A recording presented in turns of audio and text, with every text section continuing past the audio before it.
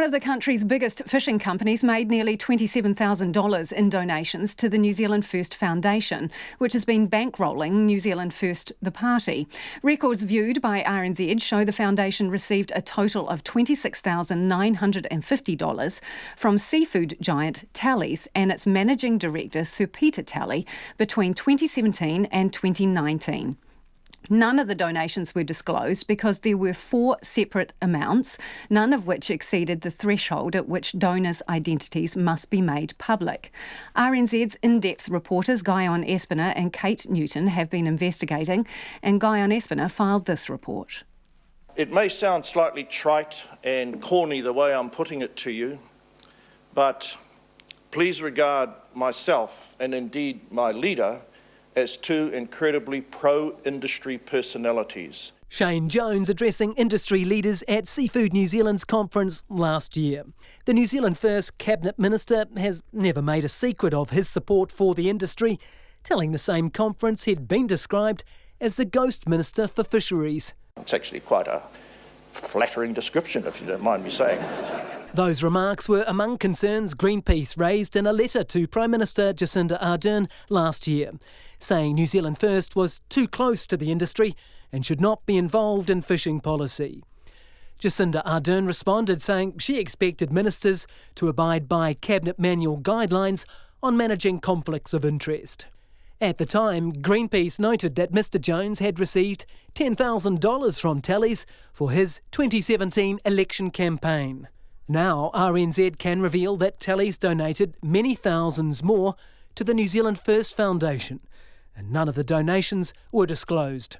Greenpeace Executive Director Russell Norman said in light of the donation revelations, the Prime Minister should review recent fishing policy decisions. The Prime Minister rightly said, that we've got to manage conflict of interest, and I totally get that. It's just a reality, it happens. But how can she possibly be managing those conflicts of interest when she has no visibility on the tens of thousands of dollars that are flowing into the New Zealand First Foundation from Talley's and related parties? So it makes it virtually impossible for her to actually manage those conflicts of interest and protect the integrity of the decision-making process. The New Zealand First Foundation received the money from Talley's in 4 amounts, all of which individually fell below the level for making donations public.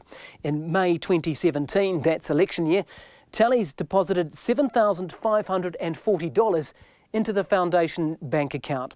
Then on the 4th of April 2019, Talley's made a $2,500 donation, followed the very next day by a donation from the company's managing director, Sir Peter Talley. That one was for $15,000, just 1 cent below the level at which donations are made public. Talley's followed that up with a 4th donation of $2,000 in July of 2019. Russell Norman says Talley's, along with other fishing companies, has lobbied the government on several issues, including opposing attempts to put monitoring cameras on fishing boats. When there was a change of government and the new government came in, Talley's made it very clear that they were opposed to cameras on boats. New Zealand First also are very opposed to cameras on boats, even though Labor and the Greens support it.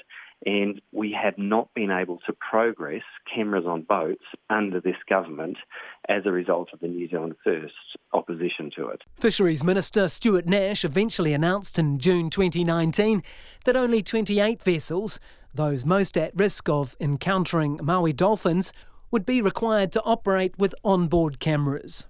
That same month, it was revealed fishing companies, including Talley's, had sent letters to Mr Nash, Mr Jones and Winston Peters, warning the government could face legal action over seabed protection rules in the South Pacific.